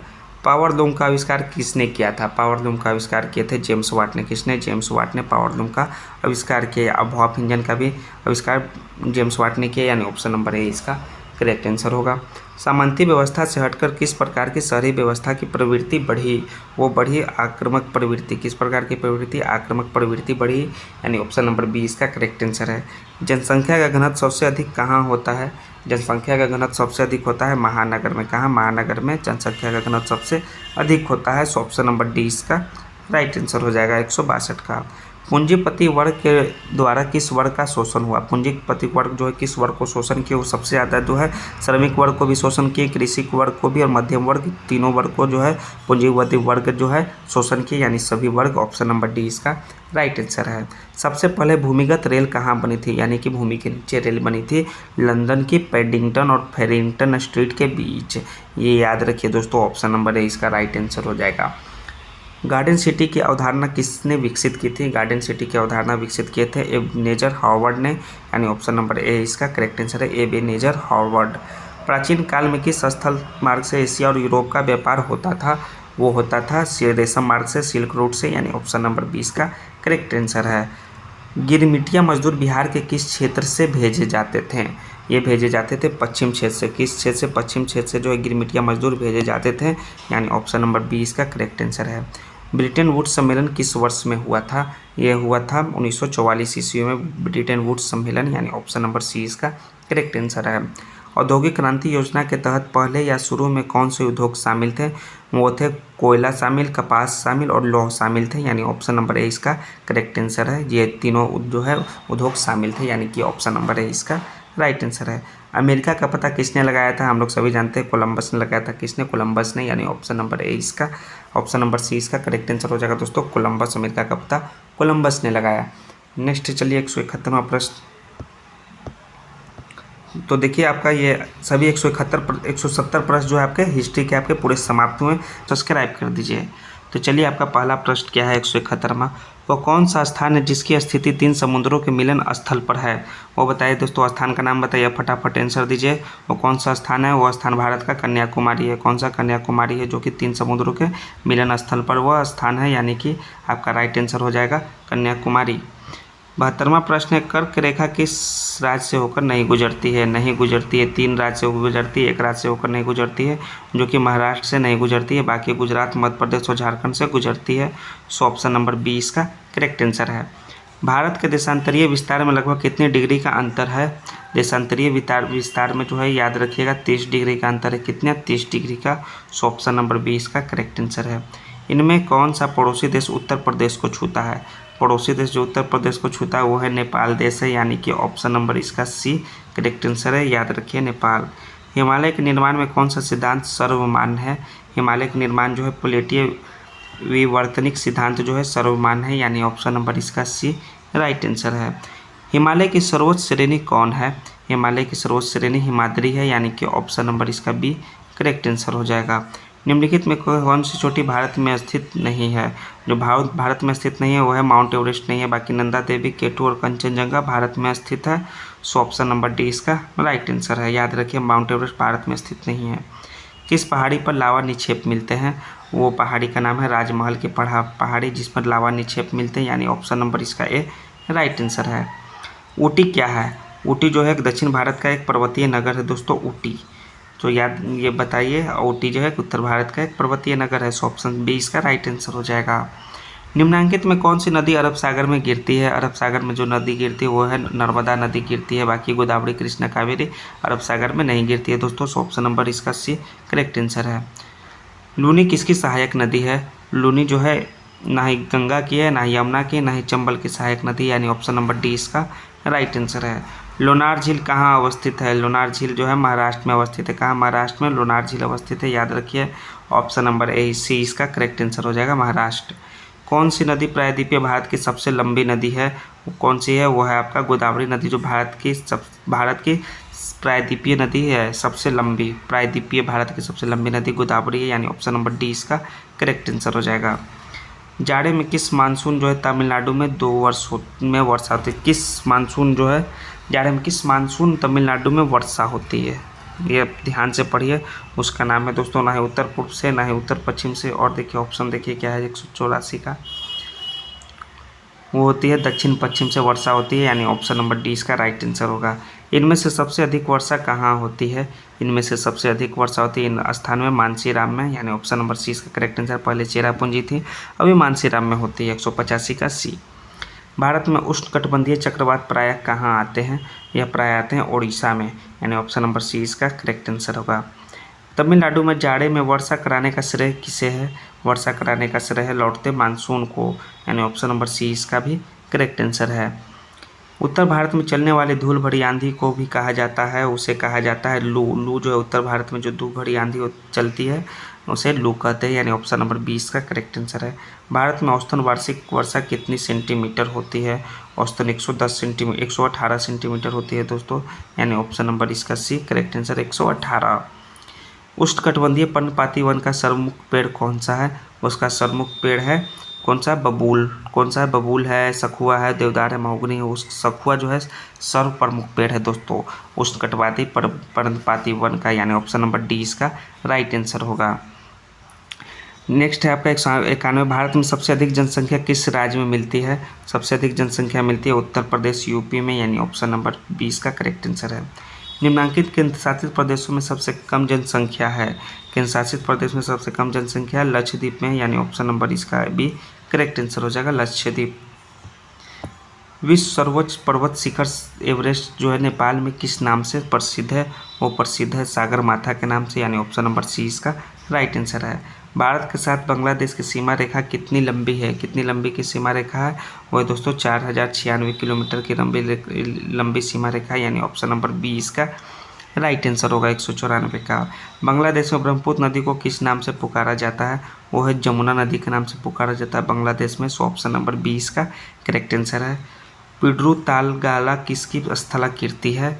यह है शिखर की स्थलाकृति है पिड्रू तालागातला, यानी ऑप्शन नंबर सी इसका राइट आंसर है। श्रीलंका की राजधानी कौन है? श्रीलंका की राजधानी कोलंबो है, यानी ऑप्शन नंबर 20 का करेक्ट आंसर होगा। निम्नांकित में कौन भारत और श्रीलंका के बीच में है? तो देखिए कौन सा जो है भारत और श्रीलंका के बीच में, ये आपको बताना है। 198 प्रश्न, वो है पाक जल डबरूमत जो है भारत और श्रीलंका के बीच में है, सो ऑप्शन नंबर ए इसका राइट आंसर है। ये नहीं देखिएगा कि पाक लिखा हो, यानी पाकिस्तान के बीच है, यह भारत और श्रीलंका के बीच में स्थित है। पाकिस्तान की सबसे प्रसिद्ध चोटी तख्त सुलेमान की ऊंचाई क्या है? इसकी ऊंचाई है 3770 मीटर, यानी ऑप्शन नंबर 20 का करेक्ट आंसर है। किस क्षेत्र में भूमिगत जल स्तर के गिरने का कारण हो सकता है? किसी क्षेत्र में भूमिगत जल स्तर के गिरने का क्या कारण हो सकता है? इनमें से वहाँ की जनसंख्या में वृद्धि होना, वहाँ नलकूपों से अधिक जल का निष्कासन होना, वृक्षों की कटाई, वर्षा कम होना, ये सभी कारण हो सकता है, सो ऑप्शन नंबर डी इसका राइट आंसर है। सामान्य आपदाओं को कितने वर्गों में बांटा गया है? सामान्य आपदाओं को 2 वर्गों में बांटा गया है, यानी ऑप्शन नंबर बी इसका करेक्ट आंसर होगा 101 प्रश्नों का। कौन सी अक्षांश रेखा भारत को 2 बराबर भागों में बांटती है? वो है 23.5 डिग्री उत्तर, यानी ऑप्शन नंबर इसका एक करेक्ट आंसर हो जाएगा। इनमें से किस राज्य में सूर्योदय पहले होता है? सूर्योदय जो है अरुणाचल प्रदेश में पहले होता है, यानी ऑप्शन नंबर सी इसका करेक्ट आंसर है। मैकमोहन लाइन क्या है? मैकमोहन लाइन भारत और चीन के बीच की अंतर्राष्ट्रीय सीमा रेखा है, उसे मैकमोहन लाइन के नाम से जानते हैं, सो ऑप्शन नंबर 20 का राइट आंसर है। भारत का कौन पड़ोसी देश सबसे दक्षिण में स्थित है? वो स्थित है दोस्तों मालदीव, जो कि सबसे दक्षिण में स्थित है, यानी ऑप्शन नंबर ए इसका करेक्ट आंसर होगा मालदीव। इनमें से कौन सा कथन सही है, यानी कि स्टेटमेंट ट्रू है, आपको यह बताना है 206 प्रश्न का। इसमें जो है सभी कथन सही है दोस्तों कि इसमें भारत का दक्षिणी भाग गोंडवाना भूमि का एक खंड है, दक्षिण भारत के अधिकतर चट्टानें रूपांतरित है, दक्षिण भारत की औसत ऊंचाई 400 से 9 मीटर तक है पठार की, यानी ऑप्शन नंबर डी इसका राइट आंसर है। उपयुक्त में से सभी कथन सही हैं। इनमें से कौन से कथन सही नहीं, यानी कि कौन से कथन आपको फॉल्स हैं? इसमें फॉल्स कथन है कि हिमालय का पहाड़ी भाग भारत का सबसे पुराना भूखंड है, यह फॉल्स है, सही नहीं है, यानी ऑप्शन नंबर सी इसका करेक्ट आंसर है। सतपुड़ा का सबसे ऊंचा भाग कौन सा है? सतपुड़ा का सबसे ऊंचा भाग है धूपगढ़ चोटी, यानी ऑप्शन नंबर डी इसका राइट आंसर है। खंबात की खाड़ी कहाँ है? खंबात की खाड़ी गुजरात में। कहाँ? गुजरात में खंबात की खाड़ी, यानी कि भारत में है, सो ऑप्शन नंबर इसका सी करेक्ट आंसर हो जाएगा खंबात में। खंबात गुजरात में है। यानी इसमें से कौन मुख्य हिमालय की श्रेणी में है? जो है आपका शिवालिक जो है मुख्य हिमालय की श्रेणी में है, यानी ऑप्शन नंबर डी इसका करेक्ट आंसर है 210 प्रश्न का। नेक्स्ट है आपका 211वां प्रश्न। इनमें से कौन सी नदी पूर्ववर्ती यानी कि पूरब की ओर बहती है? इनमें से वो नदी है आपका सिंधु नदी, यानी ऑप्शन नंबर डी इसका करेक्ट आंसर है। गंगा की सबसे बड़ी सहायक नदी कौन सा है? गंगा की सबसे बड़ी सहायक नदी यमुना है दोस्तों। कौन है? यमुना है, यानी ऑप्शन नंबर इसका ए करेक्ट आंसर है। इनमें से कौन सी नदी भ्रंश घाटी में बहती है? भ्रंश घाटी में बहने वाली नदी का नाम है नर्मदा नदी, यानी ऑप्शन नंबर बी इसका करेक्ट आंसर हो जाएगा। 114वां प्रश्न पढ़िए, भारत का कौन सा भाग जो है वृष्टि छाया में पड़ता है? कौन सा भाग पड़ता है? वो पड़ता है आपका पश्चिमी घाट का विमुख भाग, यानी ऑप्शन नंबर सी इसका करेक्ट आंसर है। गर्मी के दिनों में सबसे अधिक तापमान इनमें से कहाँ मिलता है? चेन्नई, भोपाल, पटना या जोधपुर? वो मिलता है जोधपुर में दोस्तों, यानी कि ऑप्शन नंबर इसका बी करेक्ट आंसर होगा। जोधपुर में है जो है सही में सबसे अधिक तापमान मिलता है। देवदार के पेड़ मुख्य रूप से कहाँ उगते हैं? देवदार के पेड़ मुख्य रूप से हिमालय के क्षेत्र में उगते हैं, यानी ऑप्शन नंबर सी इसका राइट आंसर है। इनमें से कौन वन प्राणी पश्चिम बंगाल और असम के दलदल क्षेत्र में मिलता है? ये मिलते हैं गैंडा जो है प्रजाति के प्राणी जो हैं ये पश्चिम बंगाल और असम के दलदल क्षेत्र में मिलते हैं, यानी ऑप्शन नंबर 20 का करेक्ट आंसर है। भारत में याक कहाँ मिलता है? याक जो है लद्दाख में मिलता है, यानी कि ऑप्शन नंबर 20 का भी करेक्ट आंसर होगा लद्दाख। पंजाब और हरियाणा में वर्षा कम होते हुए भी घनी संख्या मिलने का क्या कारण है? इसका प्रमुख कारण है उपजाऊ मिट्टी का मिलना, यानी ऑप्शन नंबर ए इसका राइट आंसर है 219 का। छोटा नागपुर पठार पर यत्र तत्र घनी जनसंख्या क्यों मिलती है? यत्र तत्र यहाँ वहाँ क्यों घनी जनसंख्या क्यों मिलती है? इसका कारण वहाँ उद्योगों का विकास हुआ है, यानी ऑप्शन नंबर सी इसका करेक्ट आंसर है। ग्रामीण जनसंख्या का प्रतिशत पिछले 100 वर्षों में घटकर कितना आ गया है? वो घटकर आ गया है 68.8%, यानी ऑप्शन नंबर सी इसका करेक्ट आंसर है। किस राज्य की जनसंख्या में औरतों का अनुपात अधिक है? वहाँ है केरला में। कहाँ? केरला में जो औरतों का अनुपात अधिक है, यानी ऑप्शन नंबर सी इसका राइट आंसर है। मकालू क्या है? मकालू जो है हिमालय का एक उच्च शिखर है मकालू, यानी ऑप्शन नंबर ए इसका करेक्ट आंसर हो जाएगा। काठमांडू घाटी कहाँ स्थित है? काठमांडू घाटी स्थित है मध्यवर्ती पहाड़ी प्रदेश में, यानी ऑप्शन नंबर सी इसका करेक्ट आंसर है। नेपाल की सबसे लंबी नदी कौन है? नेपाल की सबसे लंबी नदी है कर्णाली नदी। कौन सा है? कर्णाली नदी, यानी ऑप्शन नंबर इसका बी करेक्ट आंसर होगा।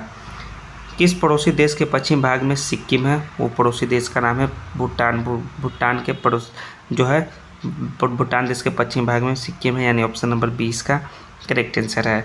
भूटान की सबसे ऊंची चोटी कौन सी है? सबसे ऊंची चोटी है कुलांका गढ़ी, यानी ऑप्शन नंबर सी इसका राइट आंसर है। इनमें कहाँ जल विद्युत केंद्र स्थापित किया गया है? किस जगह पे? वो जो है चोखा पे है जल विद्युत केंद्र स्थापित किया गया है, यानी ऑप्शन नंबर डी इसका करेक्ट आंसर हो जाएगा 128 प्रश्न का। नेक्स्ट है भारत से सटे पूर्व में कौन सा देश है?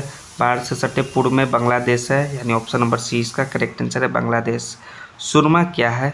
सुरमा एक प्रकार का जो है मेघना की सहायक नदी है, यानी ऑप्शन नंबर डी इसका करेक्ट आंसर हो जाएगा। बांग्लादेश में जूट की खेती के लिए कौन सा क्षेत्र प्रसिद्ध है? वो है ढाका। ढाका जो है जूट की खेती के लिए प्रसिद्ध है, यानी ऑप्शन नंबर इसका ए राइट आंसर है। सॉरी दोस्तों 131 ढाका नहीं है, ये तिपड़ा तो बांग्लादेश की राजधानी है ढाका जो के लिए जो तिपड़ा प्रदेश जो है तिपड़ा क्षेत्र बहुत प्रसिद्ध है। जाफना प्रायद्वीप श्रीलंका का कौन सा भाग है? जाफना जो है उत्तरी भाग है, श्रीलंका का उत्तरी भाग है जाफना प्रायद्वीप, यानी ऑप्शन नंबर सी इसका करेक्ट आंसर है। भारत के दक्षिणी पड़ोसी देश का नाम श्रीलंका कब पड़ा? वो पड़ा 1972 ईस्वी में श्रीलंका, यानी ऑप्शन नंबर सी इसका भी राइट आंसर हो जाएगा। नेक्स्ट इनमें से कौन सा कथन सही है, यानी कि कौन सा स्टेटमेंट ट्रू है? इसमें से जो है श्रीलंका को रत्न द्वीप कहा गया है, ये भी स्टेटमेंट ट्रू है। ग्रेफाइट चूना पत्थर लोहा अभ्रक श्रीलंका से मिला है, ये भी सही है। कृषि उद्योग पर आधारित है श्रीलंका, ये भी सही है, यानी 134 का ऑप्शन नंबर डी इसका करेक्ट आंसर है। खैबर कहाँ स्थित है? खैबर जो है पाकिस्तान के उत्तर पश्चिम भाग में स्थित है, यानी ऑप्शन नंबर सी इसका राइट आंसर है। पाकिस्तान के किस भाग में मरुस्थल मिलता है? मरुस्थल जो है पाकिस्तान के दक्षिण पूर्वी भागों में मिलता है दोस्तों, याद रखें दक्षिण पूर्वी भागों में मरुस्थल मिलता है, यानी ऑप्शन नंबर बी इसका करेक्ट आंसर है। कोयला किस प्रकार का संसाधन है? कोयला जो है एक अनवीकरणीय संसाधन है, इसे हम दोबारा प्राप्त नहीं कर सकते, ऑप्शन नंबर ए इसका करेक्ट आंसर है जो खत्म होते जा रहा है। नवीकरणीय संसाधन में आपका सूर्य का प्रकाश आ जाएगा। पेट्रोलियम किस प्रकार का संसाधन है? 238 प्रश्न, ये भी आपका अनवीकरणीय संसाधन है दोस्तों, ये भी खत्म होते जाएगा, यूज करते जाएंगे, तो इस चलते ऑप्शन नंबर इसका करेक्ट आंसर है, इसको हम पुनः उपयोग में नहीं ला सकते हैं। काली मृदा का दूसरा नाम क्या है? 239वां प्रश्न देखिए, उसका नाम है वेल्ड। वेल्ड जो काली मृदा का दूसरा नाम है। सो ऑप्शन नंबर ए इसका राइट आंसर हो जाएगा। सोपानी कृषि किस राज्य में प्रचलित है? वो है उत्तराखंड राज्य में प्रचलित सोपानी कृषि। ऑप्शन नंबर बी इसका करेक्ट आंसर है।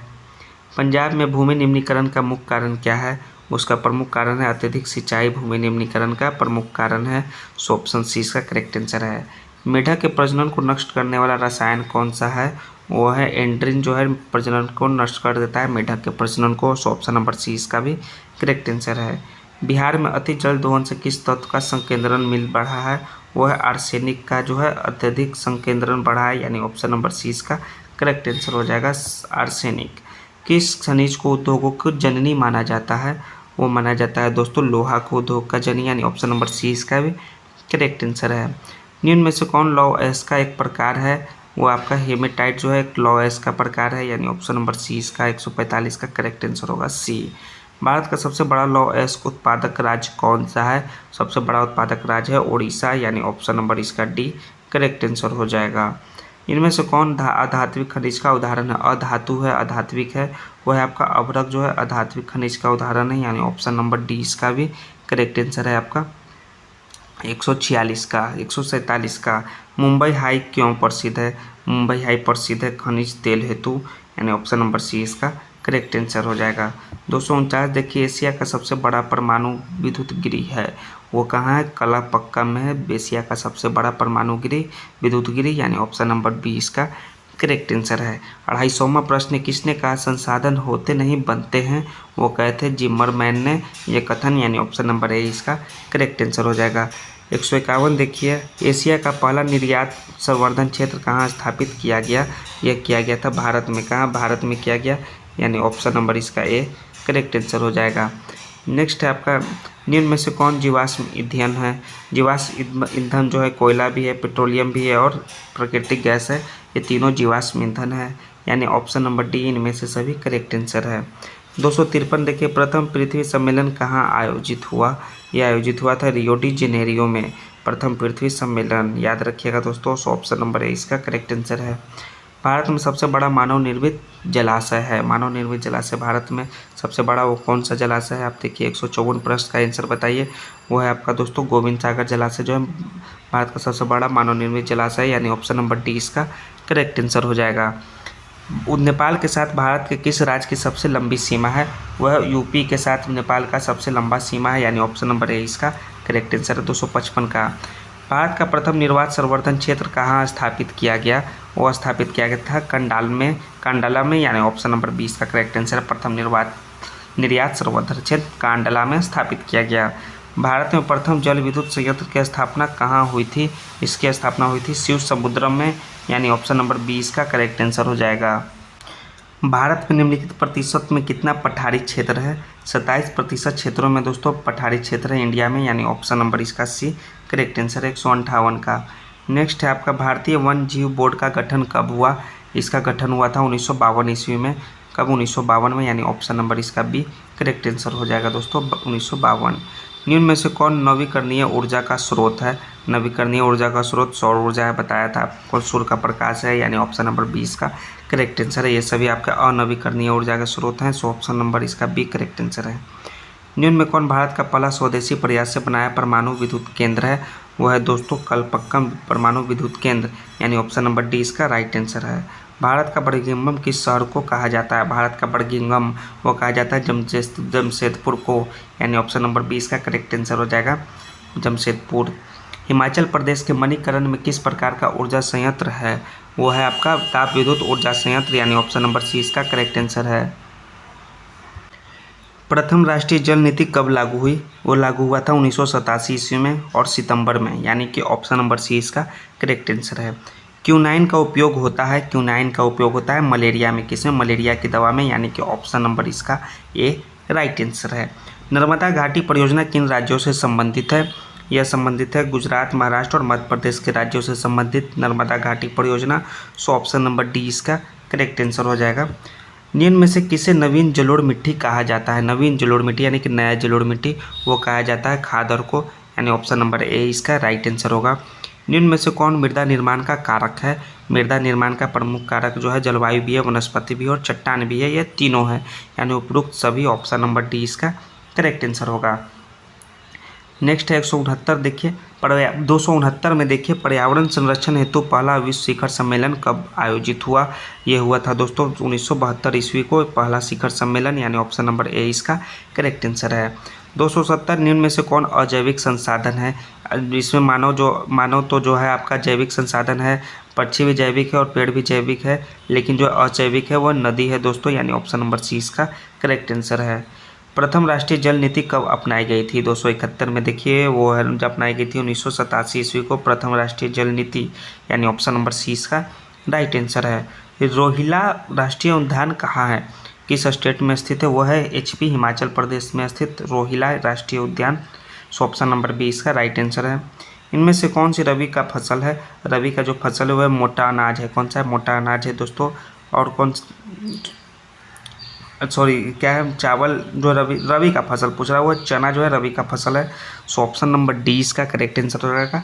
रबी का फसल चना है, ऑप्शन नंबर डी। किस फसल को उजला सोना कहा जाता है? उजला सोना जो है कपास को कहा जाता है, जो कि व्हाइट रंग का होता है कपास, सो ऑप्शन नंबर बी इसका करेक्ट आंसर हो जाएगा। किस फसल को सुनहरा रेशा कहा जाता है? सुनहरा रेशा जो है जूट को कहा जाता है। किसको? जूट को, सो ऑप्शन नंबर ए इसका राइट आंसर है। निम्नलिखित में से कौन उस प्रणाली को दर्शाता है, कृषि प्रणाली को, जिसमें एक फसल लंबे चौड़े क्षेत्र में उगाई जाती है? वो दर्शाता है दोस्तों बागवानी, यानी ऑप्शन नंबर 20 का करेक्ट आंसर होगा 276 का। नेक्स्ट है अरेबिका किस फसल के उत्तम किस्म है? वो है कोहवा का। किसका? कोहवा, कहवा यानी कॉफ़ी का अरेबिका जो है उत्तम किस्म है, यानी ऑप्शन नंबर 20 का करेक्ट आंसर है। चावल किस प्रकार की जलवायु का पौधा है? वो है उष्ण जलवायु का पौधा है चावल, यानी ऑप्शन नंबर ए इसका करेक्ट आंसर है। निम्नलिखित में से कौन सा जो है रबी फसल है? इनमें से रबी फसल जो है आपका ज्वार है। कौन सा है? ज्वार है। और क्या है आपका? रबी फसल आपका पूछ रहा है, तो इसमें आपका गेहूं है रबी फसल। इनमें से ज्वार, ना ही धान ना ही जूट है, सो ऑप्शन नंबर सी इसका करेक्ट आंसर है। निम्न में से किसकी खेती से नाइट्रोजन का स्थिरीकरण होता है? वो होता है दलहन की खेती से स्थिरीकरण, यानी ऑप्शन नंबर डी इसका करेक्ट आंसर है। ब्रिटेन के सहयोग से कहाँ लौह इस्पात आयोग बनाया गया था? यह बनाया गया था दुर्गापुर में, यानी ऑप्शन नंबर डी इसका राइट आंसर है। दुर्गापुर में लौह इस्पात आयोग बनाया गया था ब्रिटेन के सहयोग से। निम्न में से कौन रोपण फसल का उदाहरण है? रोपण फसल का उदाहरण जो है आपका चाय भी है, रबड़ भी है और गन्ना भी है, यानी उपरोक्त सभी ऑप्शन डी इसका करेक्ट आंसर है। निम्न में से कौन कृषि आधारित उद्योग नहीं है? कृषि आधारित उद्योग ये आपको बताना है। वो आपका दोस्तों जो सीमेंट उद्योग जो है कृषि आधारित उद्योग नहीं है, 283 का सी इसका करेक्ट आंसर हो जाएगा। सीमेंट उद्योग। किस भाग में मैंग्रोव वन जो है सबसे अधिक पाया जाता है? वो पाया जाता है सुंदरवन में सबसे अधिक मैंग्रोव वन, सो ऑप्शन नंबर 20 का करेक्ट आंसर है। भूमिगत जल स्तर की गिरावट को रोकने के लिए कौन योजना चलाई गई है? 285 प्रश्न देखिए, उसका योजना का नाम है आपका वर्षा जल संग्रहण, वाटर शेड मैनेजमेंट, ड्रिप सिंचाई, ये सभी योजना चलाई गई है, यानी उपयुक्त सभी ऑप्शन डी करेक्ट आंसर है। निम्नलिखित में से कौन सा बंदरगाह पश्चिमी तट पर स्थित है? यह है कांडला बंदरगाह जो है पश्चिमी तट पर स्थित है, ऑप्शन ए इसका करेक्ट आंसर है। भारत में सबसे पहले स्थापित लौह इस्पात कंपनी निम्नलिखित में से है? वो है लौह इस्पात कंपनी टाटा लोहा इस्पात कंपनी, जो सबसे पहला स्थापित हुआ था, यानी ऑप्शन नंबर 20 का करेक्ट आंसर है। नेक्स्ट है आपका पहली आधुनिक सूती मिल मुंबई में स्थापित की गई थी, क्योंकि इसका स्थापित होने का प्रमुख कारण था मुंबई में कि यह मुंबई एक पतन है, यहाँ कपास उत्पादक क्षेत्र उसके निकट है और मुंबई में पूंजी भी उपलब्ध है। ये तीनों कारण है, यानी कि ऑप्शन नंबर डी इसका करेक्ट आंसर हो जाएगा। निम्नलिखित में कौन उद्योग कृषि पर आधारित नहीं है? सूती तो है, चीनी भी है, लेकिन जूट भी है, लेकिन सीमेंट नहीं है, ऑप्शन नंबर 20 का करेक्ट आंसर है। इनमें से कौन उपभोक्ता उद्योग है? उपभोक्ता उद्योग जो है इनमें से वो है लौह अयस्क, यानी ऑप्शन नंबर 20 का करेक्ट आंसर होगा। भोपाल त्रासदी में किस गैस का रिसाव हुआ था? 291 प्रश्न देखिए, उसमें हुआ था मिथाइल आइसोसाइनाइड का रिसाव, यानी ऑप्शन नंबर इसका सी करेक्ट आंसर हो जाएगा दोस्तों, मिथाइल आइसोसाइनाइड। इनमें कहाँ स्वतंत्रता प्राप्ति के बाद लोहा इस्पात का कारखाना खुला था? आपको बताना है, वो खुला था राउरकेला में स्वतंत्रता प्राप्ति के बाद लोहा इस्पात का कारखाना, सो ऑप्शन नंबर 20 का करेक्ट आंसर है। नेपा नगर प्रसिद्ध है? नेपा का नगर है अखबारी कागज के लिए प्रसिद्ध, यानी ऑप्शन नंबर सी इसका करेक्ट आंसर है। बोकारो स्टील सिटी किस पंचवर्षीय योजना में बना? वो बना दोस्तों तीसरी पंचवर्षीय योजना में, यानी ऑप्शन नंबर 20 का करेक्ट आंसर है। भारत में वर्तमान रेल मंडलों की संख्या कितनी है? वर्तमान जो है 18 रेल मंडल है भारत में, यानी ऑप्शन नंबर 20 का भी करेक्ट आंसर हो जाएगा। नेक्स्ट, राष्ट्रीय जलमार्ग संख्या 01 किस नदी पर और किस स्थानों के बीच में है? यह गंगा नदी पर है और इलाहाबाद हल्दिया के बीच में है, यानी ऑप्शन नंबर 20 का भी करेक्ट आंसर है। निम्न में से कौन दो दूरस्थ पूर्वी पश्चिम गलियारे से जुड़े हैं? दो जो है, एक सिलचर तथा पोरबंदर जो है दूरस्थ पूर्वी पश्चिम गलियारे से जुड़े हैं, सो ऑप्शन नंबर 20 का करेक्ट आंसर है। पक्की सड़कों की लंबाई की दृष्टि से प्रथम स्थान पर कौन सा है? पक्की सड़क की लंबाई की दृष्टि से वो है दोस्तों आपका महाराष्ट्र, यानी option number B correct answer है। भारतीय अंतर्देशीय जलमार्ग प्राधिकरण का गठन किस वर्ष किया गया था? यह किया गया था 1986 ईस्वी में इसका गठन, यानी ऑप्शन नंबर ए इसका करेक्ट आंसर है। भारत को कुल कितने डाक क्षेत्रों में बांटा गया है? भारत को कुल 8 डाक क्षेत्रों में बांटा गया है, सो ऑप्शन नंबर डी इसका करेक्ट आंसर है। डेक्कन ओडिसी रेलगाड़ी किस राज्य में चलती है? ये रेलगाड़ी चलती है महाराष्ट्र में, डेक्कन ओडिसी रेलगाड़ी, ऑप्शन नंबर सी इसका करेक्ट आंसर है, याद रखिए। उत्तर रेलवे का मुख्यालय कहाँ है? उत्तर रेलवे का मुख्यालय जो है भारत की राजधानी नई दिल्ली में है, सो ऑप्शन नंबर डी इसका करेक्ट आंसर होगा। निम्न में से कौन पत्तन जो पूर्वी तट पर स्थित नहीं है? तो पूर्वी तट पर जो है आपका मारमा गाँव जो है नहीं स्थित है, बाकी सभी पूर्वी तट पर स्थित है, सो ऑप्शन नंबर 20 का करेक्ट आंसर हो जाएगा। 303 का 304 में देखिए, निम्न में से कौन रेल मंडल का मुख्यालय नहीं है? रेल मंडल का मुख्यालय नहीं है वो है इंदौर जो नहीं है, यानी ऑप्शन नंबर सी इसका करेक्ट आंसर है। बाकी बिलासपुर, हाजीपुर, कोलकाता है। ऑल इंडिया रेडियो की शुरुआत कब हुई? इसकी शुरुआत हुई थी दोस्तों 1936 ईस्वी में, यानी ऑप्शन नंबर 20 का करेक्ट आंसर होगा। इनमें कौन गन्ना उत्पादक जिला नहीं है? दरभंगा तो है, मुजफ्फरपुर भी है, रोहतास भी है, लेकिन पश्चिम चंपारण जो है गन्ना उत्पादक जिला नहीं है, सो ऑप्शन नंबर 20 का करेक्ट आंसर है। बिहार के जूट उत्पादन में क्या हो रही है? बिहार के जूट उत्पादन में दोस्तों गिरावट हो रही है, यानी ऑप्शन नंबर 20 का करेक्ट आंसर है। बिहार के जूट उत्पादन में बहुत ही गिरावट हो रही है। तंबाकू उत्पाद क्षेत्र है, तंबाकू कहाँ उत्पादित किया जाता है? गंगा के उत्तरी मैदान में, सो ऑप्शन नंबर ए इसका करेक्ट आंसर है। कोसी नदी घाटी परियोजना का आरंभ हुआ था, इस परियोजना का आरंभ हुआ था 1955 ईस्वी में आज़ादी के बाद, यानी ऑप्शन नंबर 20 डी इसका करेक्ट आंसर 1955 ईस्वी। गंडक परियोजना का निर्माण किस स्थान पे हुआ? यह है वाल्मीकि नगर पे हुआ गंडक परियोजना का निर्माण, यानी ऑप्शन नंबर 20 का करेक्ट आंसर हो जाएगा आपका 310 पृष्ठ का। 311 में देखिए, कांवर झील स्थित है, कांवर झील बेगूसराय में स्थित है दोस्तों, याद रखिए, ऑप्शन नंबर आपका सी करेक्ट आंसर हो जाएगा। बिहार में खनिज तेल मिलने की संभावनाएं है किस क्षेत्र में? बिहार में वो है आपके हिमालय के क्षेत्र में, बिहार में, यानी ऑप्शन नंबर ए इसका करेक्ट आंसर हो जाएगा। एशिया में सबसे पुराना रेलवे वर्कशॉप कौन सा है?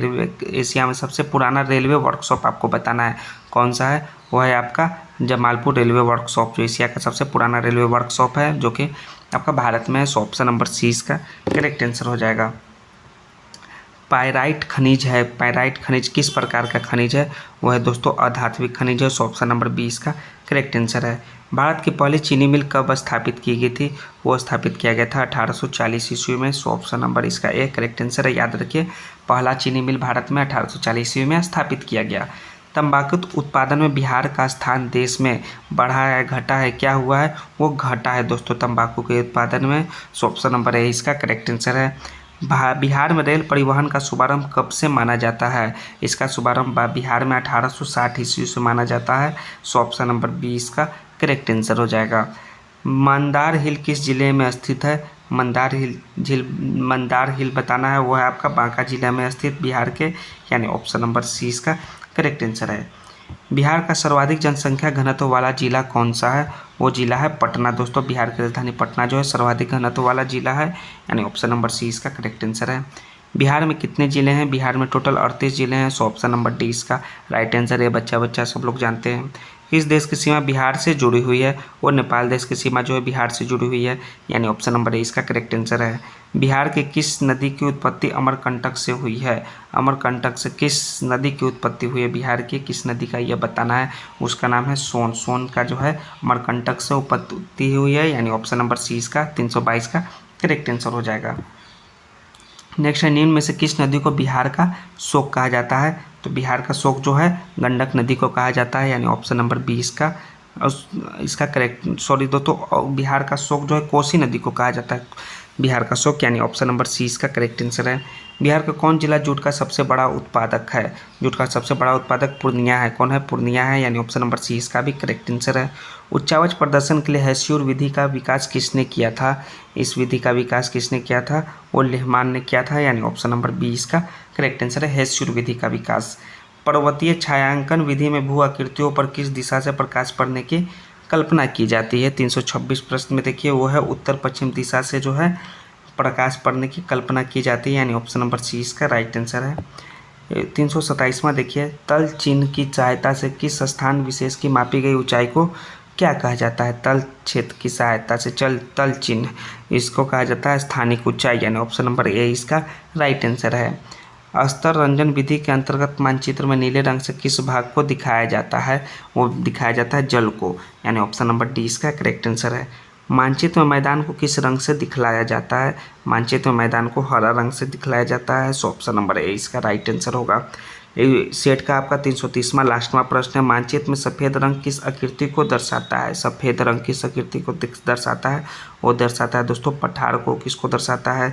बरजीला को, मरुस्थल या मैदान को, तो वो दर्शाता है बरजीला को सफ़ेद रंग, यानी ऑप्शन नंबर डी इसका राइट आंसर है।